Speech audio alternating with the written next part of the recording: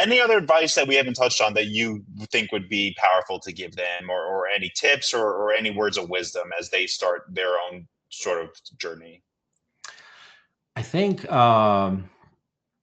if you know someone who that is doing something that you like, something that is could be a, I mean, that you are seen as a role model, or something that is successful in something that you're doing, what I personally did and still do is, approach them and say, hey, I admire what you're doing. I think it's successful, and try to, do you mind if I, would you be my like a coach kind of thing, like, would you, Yeah, mentor. a mentor, Yeah. right? Exactly. So, and I, there were a few people within Cruise Planners that had incredible success, and I reach out to them after talking to my Cruise Planners BDM, my business coach.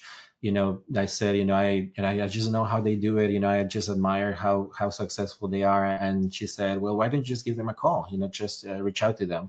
And I did. I was afraid of, I didn't want to, waste their time, or be an annoyance. But they were very, most of them, they were just happy and willing to share with me what they did, and it was very helpful to me. So something, I think, that made a difference in my experience. So just find someone who is willing to be your mentor, and then educate. Education, I think, is key. Is what's going to give you the knowledge to be helpful to your clients and successful.